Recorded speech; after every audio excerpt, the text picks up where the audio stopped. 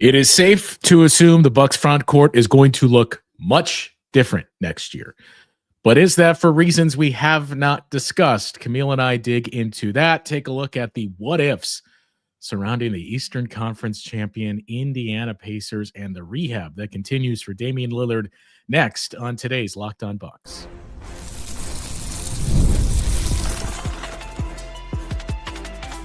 You are Locked On Bucks, your daily Milwaukee Bucks podcast, part of the Locked On Podcast Network, your team every day. Welcome into Locked On Bucks. I'm Justin Garcia, joined as always by Camille Davis. You can hear me during the season on the Bucks Radio Network. You can find Camille year-round as an analyst on the Locked On NBA show and the Technical Foul podcast as well. We thank you for making this your first listen of the day each and every day. Today's episode is brought to you by Monarch Money. Take control of your finances with Monarch Money. Use the code LOCKEDONNBA at monarchmoney.com for 50% off your first year. Well, we were maybe a little cryptic in the open there, Camille. It is certainly safe to assume the front court's going to look much different for the Bucks next season. There's been a lot of chatter surrounding Giannis and what happens there. Obviously, that's the big domino, not only for the Bucks, but for the league. But Brook Lopez is a free agent. Bobby Portis has a player option that he can opt out of. And those are two very big and vital pieces. Jericho Sims, for that matter, is a free agent. So I think it's safe to assume at least one of those three names, Jericho Sims, Brook Lopez, and Bobby Portis, will not be on this team next season, maybe multiple pieces. And as you start to look at the landscape, it gets interesting in that, you know, some things have opened up for the Bucks by way of that Kyle Kuzma trade. And one of those things is the sign and trade component. And I don't want to get too far down the road with this one because there's a lot that has to fall into place here for the Bucks. But it is interesting when you look at two very big free agents this summer where the Minnesota Timberwolves, I think, are having those same conversations of, hey, we think we're probably going to lose either Nas Reed or Julius Randle. And if the Bucks are losing pieces, let's say Brook Lopez and Bobby Portis are both gone, that leaves you a pretty big hole there in the front court next to Giannis, and certainly for depth reasons that could the Bucks all of a sudden become involved with one of those Timberwolves guys and say, look, we got minutes. We got an opening playing next to Giannis. Nas Reed, specifically, I think Bucks fans would love him. You hinted at you want to be a starter. We can offer that to you and playing alongside Giannis, and we can pay you by way of the sign and trade. Yeah, Nas Reed is a player before he signed his last contract with Minnesota to stay, where I was like, man, Nas Reed would be a really nice piece here. And there are a lot of similarities to his game to Bobby Portis's in the sense of a floor stretching big. I just feel like Nas Reed can kind of get to it a few different ways. But ultimately, I think with the way that the NBA is heading with this current CBA, as we continue to wait to see what the landscape is going to be with new contracts, that seeing more teams just execute these trades of like, hey, this didn't work out for us, but I think what you have might be a better fit because we're close. Like for the Timberwolves to get to the Western Conference Finals 2 years in a row for a franchise that, as we know, Pacers historically, too. Yeah, Pacers too, where it's like historically that hasn't happened frequently. And now you've done it back-to-back years here. I can think that you would feel like you're kind of close to getting to where you need to, but you need to make just a couple more changes, some tinkers there. And honestly, for the Wolves, I did not expect them to be back in the Western Conference Finals this year after that Karl-Anthony Towns trade last offseason. So for them to get there, figure out how to work with Julius Randle was big for them. But I think it's something that could be on the table. And Nas Reed, to your point about if he's looking for a starting job, that could be wide open for him here in Milwaukee because you mentioned the current rotation here. Bobby Portis can opt out. He can be a free agent this offseason. We know Brook Lopez is a free agent this offseason. We don't really know what direction Brook's looking to go into, what's important for Brook this offseason for him to continue his NBA career. You have Giannis, who we know all of the conversation around Giannis right now, but we're having this one assuming he stays in Milwaukee. And then outside of that, you have Jericho Sims, who's a free agent. And then you have a Tyler Smith, who didn't hit the floor pretty much at all last season. So your front court is really thin there. And Nas Reed could be a really good piece if that's of interest to him to play next to Giannis, get that starting role, because I do think for the Bucks and thinking about their front court, having a big that can space the floor next to Giannis is a necessity. Doesn't have to be every big with that skill set, but I think you have to have at least one that can do that next to Giannis.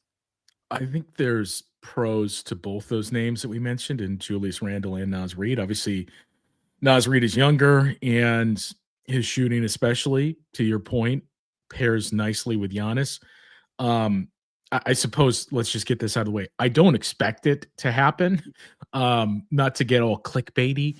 I don't expect the Bucks to land Nas Reed or Julius Randle in a sign and trade, but I think given their cap situation, given the fact that if we are to assume that Giannis is not asking for a trade and is still part of the team, we know you got to explore everything you can to continue to, whether or not it's a gap year, but at least keep this team headed down that path and continuing to add young players that fit around your best player. And one of the best players in the league is a way to do that.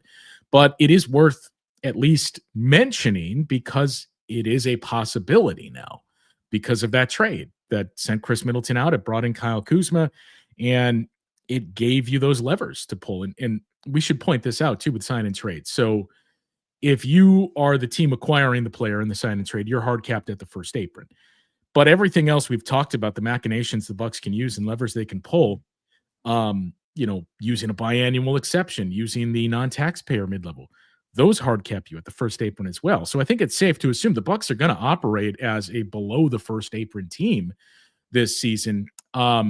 If you send back salary in a sign and trade, that hard caps that other team at the second apron, which the Timberwolves are currently just over the first apron, but that's knowing those guys that we just mentioned there, and they got 13 players, so they need to add one more, and those guys are in for a raise. So Timberwolves are going to be probably in that range of close to the second apron.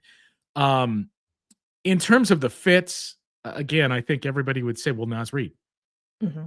Even the conversation of Nas Reed versus Bobby Portis, an interesting one. I think a lot of Bucks fans would side toward Nas Reed there, given he's, 4 years younger. Mm-hmm. Bobby Portis, he's really come on, one of the better sixth men in the league the last 2-3 seasons. And now he's reached the point where you kind of feel like you've graduated from that. He talked about this at his end of the season press conference as well. He's looking to get paid and to be a starter in this league. And I do think there is a fit there alongside Giannis. Julius Randle is another one that I wouldn't scoff at. I mean, he's I believe the same age as Bobby Portis. And in some ways he's similar to Bobby Portis, where I think a lot of times you know what to expect from Julius Randle, especially regular season consistency.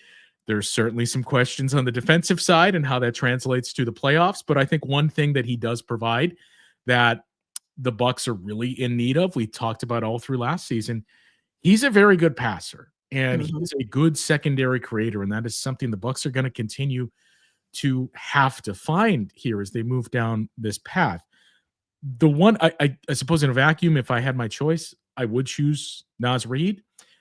The one thing that complicates all of this, and I think really shines a light on the importance of Bobby Portis and how he fit with this group, is Nas Reed isn't a center.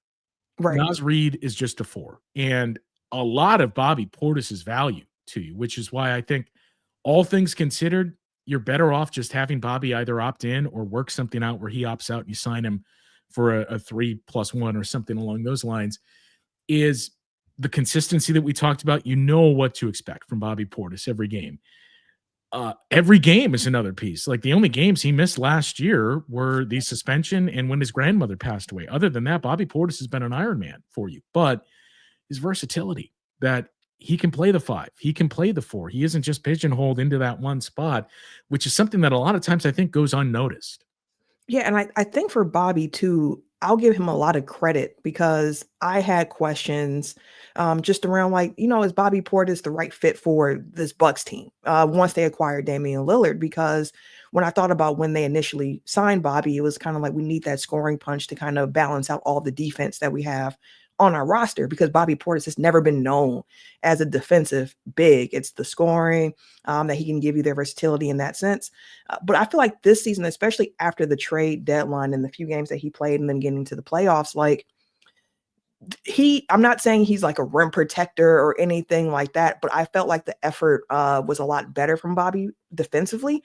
And it just felt like this was the year. I believe you had some stats last week or the week before about his fit, what the Bobby Giannis pairing this year and just how much better it has been in comparison to years prior. So like they have been building that chemistry. And I feel like this past season was the best that we've seen Bobby and Giannis playing together, like next to one another.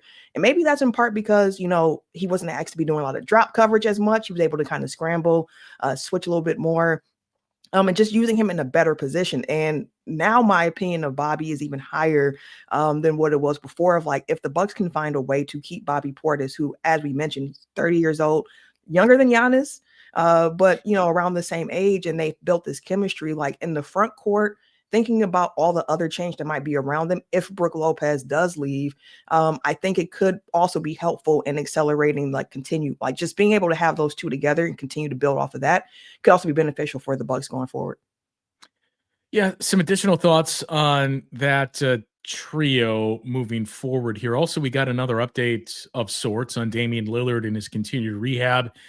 And we know the finals matchup, so we'll start to take a look at that and some interesting what-ifs from the Indiana Pacers through the years coming up next on Locked On Bucks.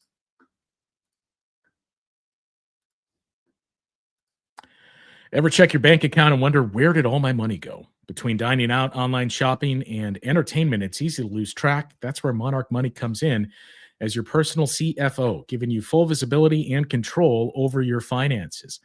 Monarch Money isn't just a budgeting app. It's a complete financial command center.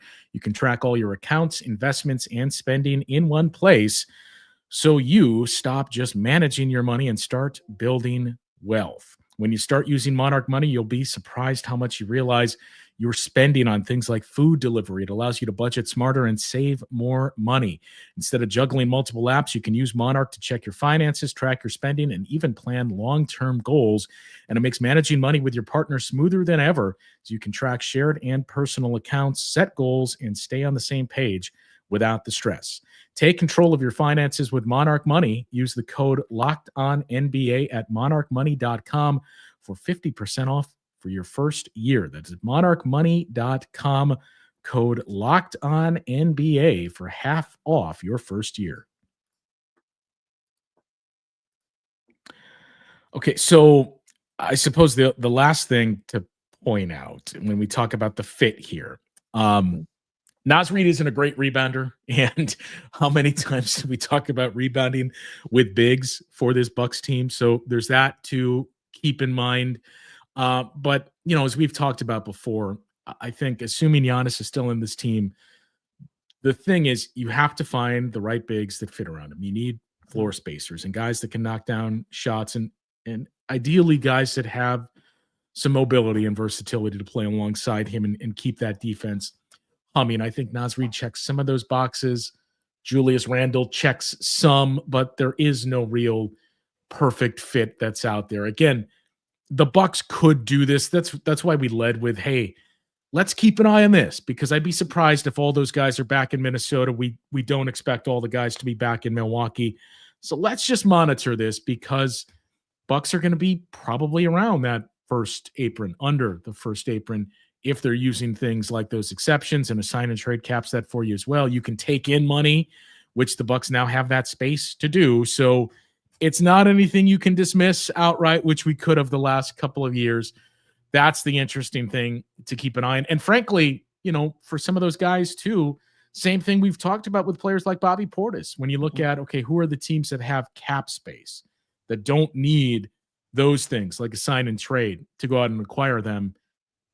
The Detroit Pistons are the only team with enough cap space that are set up in a quote-unquote win now mode right now. Does Cade All-NBA change that a bit, though? Because I know he is going to be in line to get a bit more money, so maybe the Pistons actually don't have as much money to play around with now that Cade has gotten this accolade and it has the contract boosters in it that we thought that they would. I mean, they're going to have some space, but just not as much.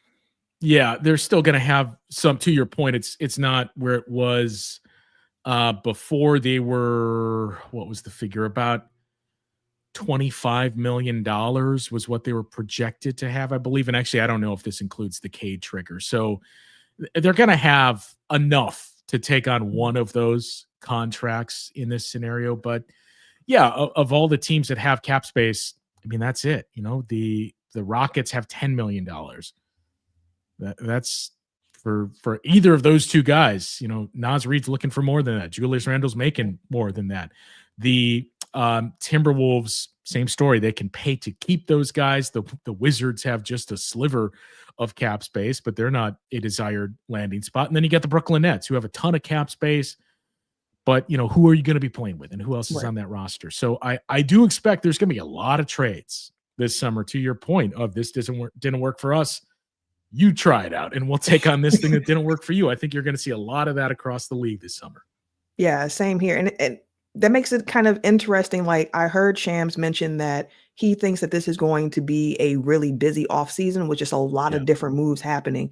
And I think that's part of the why of just like, there are a lot of teams that are looking at this of like, we have a shot. And I think that this new parity era that's being ushered into the NBA also can accelerate how certain teams feel about their rosters of, if it's open, why not us take a shot for it? And even in the East, like, you're hearing the reports of like the Pistons, and they're like, we got to do something this offseason because we think we're right there.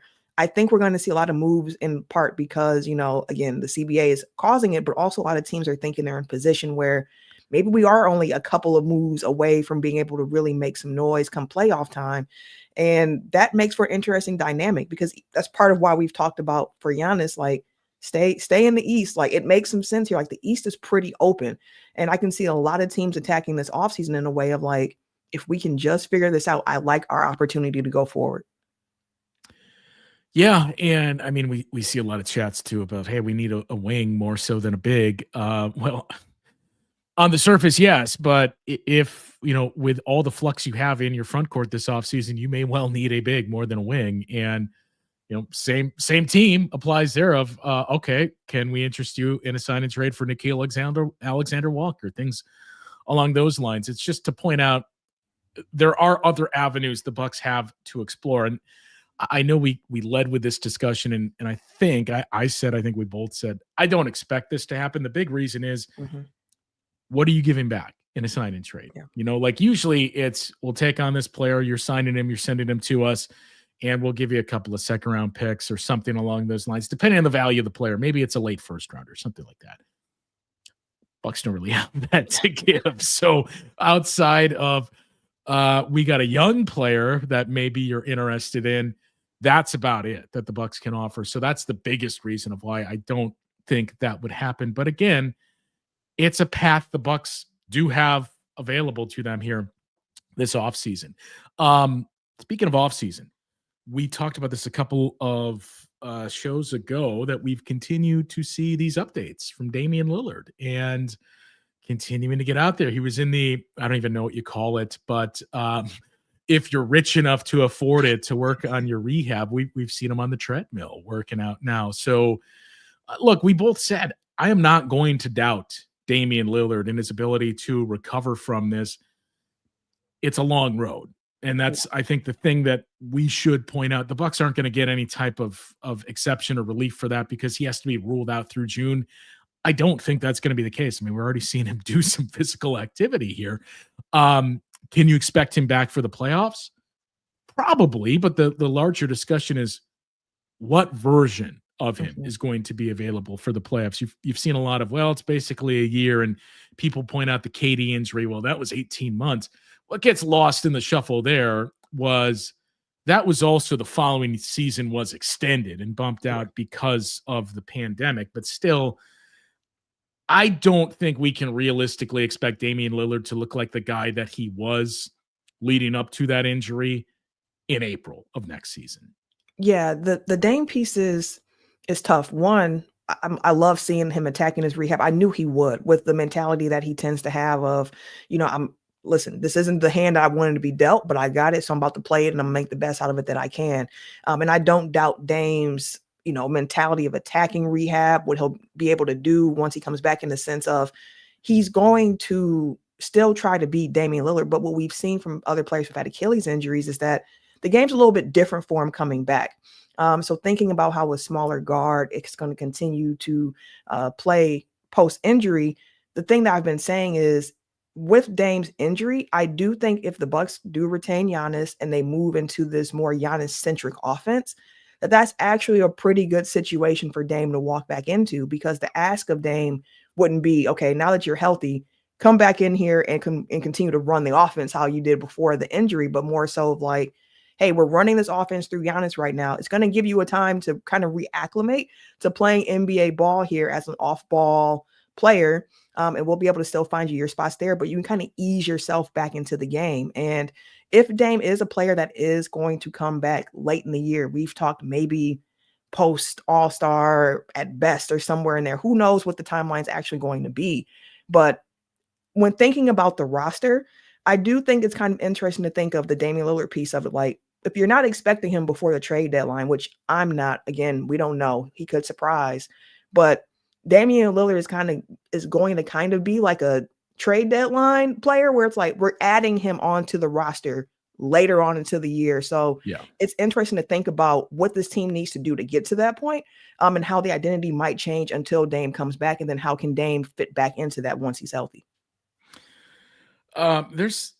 There's been a lot of chatter around one name specifically that we've seen come up in the chat here, and I've heard a few people mention, I mean, dating back to the trade deadline this past season. And it's an interesting player. It's certainly an interesting fit. I think it makes sense alongside Giannis. But here's the challenge the Bucks are going to have is I don't see what they have to offer the other team. So the Cam Johnson discussion and thoughts on the Indiana Pacers and how they got here, how things could have went much differently, coming up after this on Locked On Bucks. So Cam Johnson has been a much discussed name among Bucks fans, Camille. I do think at this point he's starting to get a little bit overrated. I think he is a perfectly fine third or fourth option on a really good team, a solid role player type. Mm-hmm. But the Bucks are kind of transitioning out of that, where you need the role players around the players that you have. They need to accumulate more of those types. But let's just look at this, since everybody's bringing up, we'll trade Kyle Kuzma, attach a first-round pick, bring in Cam Johnson. Here's the problem with that. Cam Johnson and Kyle Kuzma are on the same contract. It's in the inverse, right? I believe it's basically the same dollar figure for 2 years, but Cam Johnson's deal goes up in the second year. Kyle Kuzma's deal goes down in the second year. So you're not offering the Brooklyn Nets any cap relief moving forward if they're both coming off the books the same year. You can throw in your first round pick in 2031. Sure. I don't think that first round pick in 2031 should be untouchable. As we've talked about many times, it is the most valuable asset that's out there among any team right now. I don't think Cam Johnson's the player I'm trading that for. I'm not opposed to moving that pick, but I'm not moving it for a guy that in an ideal world is your third or fourth best player on the team. So in your opinion, that 2031 draft pick should be used to kind of bring in a star, similar to like when they went out for Jrue Holiday, when they went out for Dame, not necessarily like not like a superstar, because I think what we've seen is that's not the way you win anymore. But a young star level player. Okay. And you don't see that for Cam at this point in his career, or like maybe he's someone who can continue to grow into that. I mean, he is what, like 28, 29 years old. Yeah, 28, 29. So he is a little bit older too, in the sense of, yeah, he is going to be what he is. So I get the Cam Johnson fit for sure. And it was somebody who I was even thinking about early on, like, would I trade that pick? I was like, maybe I would, but now seeing how the playoffs have gone and what it seems like the direction going forward will be for success. I'm not saying there's only one way forward, because we know there's multiple avenues to get somewhere, but it does seem as if the pathway forward is no longer the super teams. Like, I think it was Miles Turner who was asked about that after the Pacers won the Eastern Conference Finals, of like, that's done. Like, we're just a group of guys who like to play together, and we all fit together. And I think that's the way forward. Like, no more, 3 superstars on a team, maybe 2. And he's like, I mean, we got 2 guys who are considered all-star, like stars, but maybe not superstars. So that 2031 pick, like, it's not untouchable to me either. But if we were going that route, I'd rather it be for a younger player that could have some star potential going forward. Yeah. I mean, we're seeing suggestions in the chat too of using that 2031 to bring back players like John Collins and Colin Sexton. Rui Hachimura just came in, and no, you don't.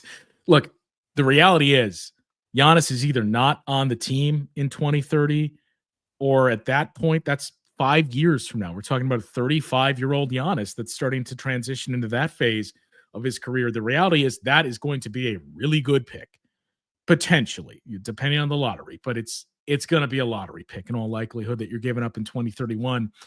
And to me, it's not that type of player that you give it up for. And I don't know. And frankly, that's what's going to make it even tougher is I don't know how reactionary this offseason is going to be, where teams are saying, well, no, we're not giving up for that. Like, we have this guy, we're going to keep him and see if we can make it work. It could be that as well. And I think, so let me ask you this, because just looking at the comments coming in here, one of the things for that 2031 draft pick that's being proposed is one that we kind of threw out a little bit earlier in the offseason around, would you attach it to Dame's salary to get off of that contract to bring back? I'm already seeing you shake your head like, nah, not doing it. Still not in the, like, no, this is not a pick for dumping salary. This is a pick for trying to improve the roster.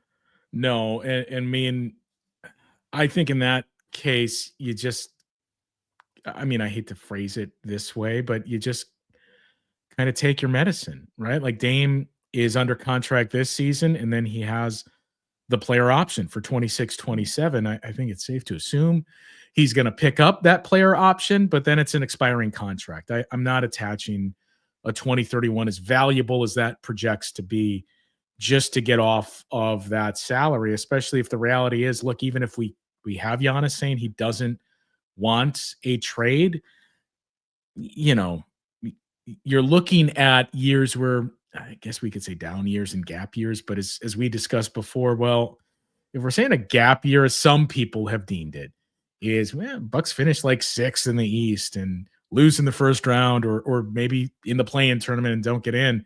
And that's not too far off from where you've been the last 2 years, basically. So I don't attach a 2031 just to get off of that salary, especially because, the bigger conversation that I don't think any of us really want to have is, if Giannis says, I'm not asking for a trade, I want to stay here, you're going to have the same conversation next summer. And then he becomes the guy that the year after that has a player option and the possibility to become a free agent in going into next summer, where this just isn't going away, where the reality is it could be when that Dame contract ends, it all ends. And then you're starting a rebuild. So giving up things that are in front of you just doesn't make sense to me on that front. No, that makes sense to me, which is why I wanted to ask the question, because that's the idea of it. Is like, hey, we're going to attach this to get off and kind of, I don't want to say accelerate the rebuild. Like you've mentioned, it's been called a gap year. I've been saying it like a retool year, of the sense of like, we're getting ready to change how we play offensively. So this is the year to kind of retool the team, to find the guys that fit this new play style that we're going to go forward with. And yeah, I do think that there could be some benefit to actually holding on to Dame this season. You reevaluate next offseason if you want to, once you see how the rehab has gone, so on and so forth, and that a contract is expiring. But right now, I think there could be some benefit of Dame rejoining this team post trade deadline, post All-Star break, whatever that timeline looks like, to add a little something else to this rotation, especially if they're able to keep some of the young players who we've mentioned as what I think is like step one in the retool around a more Giannis-centric offense. Yeah, and look, you have other things that are on the table too. I mean, it's really just one of these players, but you could stretch someone and spread that out over 3 years to shave off another, basically $6 million in cap room for this summer and allow you to do even more things like offer more money to Bobby or guys like that. And, already assuming they're going to break up that non-taxpayer mid-level to hopefully retain a pair of guys, maybe use the biannual as well. I think, unfortunately for the Bucks, a lot of the names that most fans are going to bring up to, like, trade this guy and attach a first-round pick. If you had something else, if you had, even if you had 5 second-rounders and said, okay, we'll trade this guy and we'll give you all the second-round picks that we have to get off of this, I'll listen to that. But for how valuable that 2031 figures to be, I don't think you use it to dump salary, and I don't think you use it to bring back a super role player type, like a guy that this guy makes us better, but what does he really do for our ceiling? Yeah, I think the hope in that situation would be like a Mikal Bridges thing, where it's like, we're giving up all these assets to bring in this guy. Like, we know the pecking order of him is not going to be high on this team, but we think that is what we need to be able to win. And the Knicks put together a team that could beat the Celtics, and they did. Just ran into some trouble trying to beat a team like Indiana that has a depth to kind of. Yeah, it's the same as the Timberwolves from last year. Yeah. Like, that's just the way that it goes. So, like, if you're building your team to be able to compete with one team, like, again, the matchups are so important for him going forward. So, real quick too, before we wrap up here, if we are going to continue to talk about the Pacers, I see Skeleton 21 had a comment saying it's MVP season for Giannis, 90%. Yeah.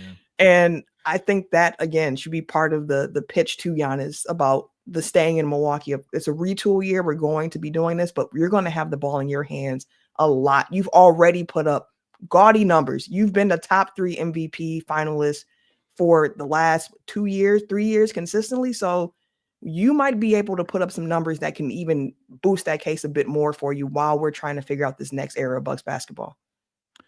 Yeah, I mean, that's the model. That's what you sell them on, and this is how we're going to play. And we saw it yield the results down the stretch of the season. Now it's just finding the right players that fit around him. And, again, the big test case to me is this finals, because Tyrese Halliburton winning the most overrated player, with the caveat of how few players actually voted on it, was outright ridiculous. But this is the test case of there's no superstar on this team.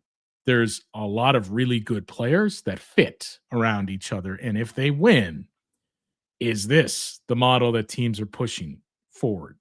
I think if you injected Commissioner Silver with some truth serum, he would want the Indiana Pacers to win the finals, because that is the balloon that he can float out there of, look, they did it. You can do it too. This is the new model for the league where every team has a chance now.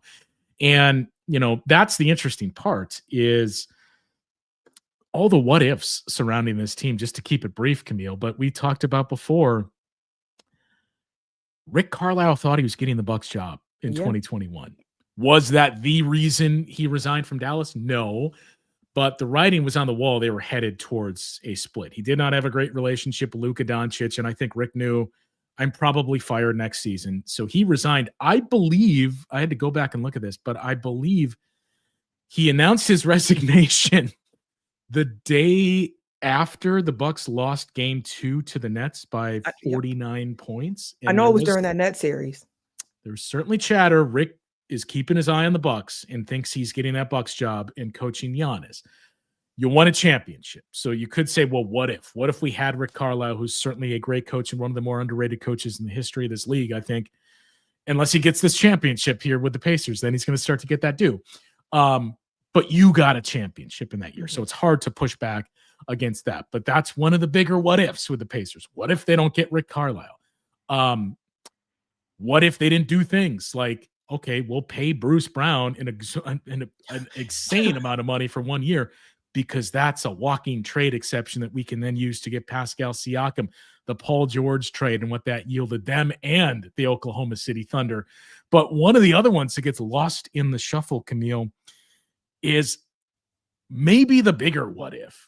And that is, Miles Turner starting to get his flowers all through this postseason. Mm-hmm. He's been a guy, he talked about this a couple of games ago, that has constantly been featured in trade rumors and talked about what that did for his mental health.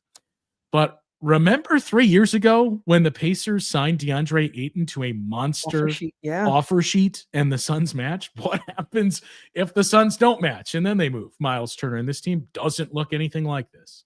Shoot, even when they made the trade for Halliburton, getting rid of Sabonis, and it was one of those questions of like, who is it benefiting? What is happening here? You're certainly on the smart side if you're one of those few who immediately, this is a win for the Pacers. But at the time, the discussion was what's going on here? This is a weird trade, and who won this? Yeah, and I think my initial reaction, I'll have to go back and check the tape, but I'm pretty sure I was kind of like, man, I don't know why the Kings are going to give up on Halliburton right now. Like, I know they have Fox and all of that, but he seems like a really good young player. This could be a win-win situation for them both eventually, but I think that they gave up on Halliburton too quick. Way too quick. I know my reaction at the time was, I think this helps both players. I think Halliburton is probably slightly better than Sabonis, and slightly better is an understatement. Yeah, at this point, Halliburton has shown he's in the finals now. This is going to be, like you mentioned, a really interesting finals. And as it continues to go on, I think just the lessons that we've learned through this playoffs of, again, multiple ways to get to a championship, but it seems that the new pathway forward is a lot more like the teams that we're actually seeing compete for this championship this year. We could do shows on what ifs alone. This all, like, what if the Knicks don't go all in for Mikal Bridges and Karl Anthony Towns? Then is it putting even more pressure on? I don't know what happens with Giannis if they have all these things to offer. As people pointed out, the Nets have a ton to offer up. They have number 8, 19, 26, and 27 in the first round. This draft here. So yeah, there's a lot of what ifs that are going to be out there. We are going to have Frank on the show. I know we've teased that quite a bit the past couple of days. We've had a few scheduling issues. He's back in Austin now and settled in after the floods that they were experiencing, but I believe we're going to tape with him tonight. Either way, sometime early this week, we'll have Frank and get his thoughts on the offseason and a few others that we've started to have some discussions with that'll be joining us on the show in the next couple of days and couple of weeks as well. So be sure to stay tuned for that. That'll do it for today's show. For Camille, I'm Justin. Thanks to everybody for tuning in. We'll talk to you once again tomorrow on Locked On Bucks.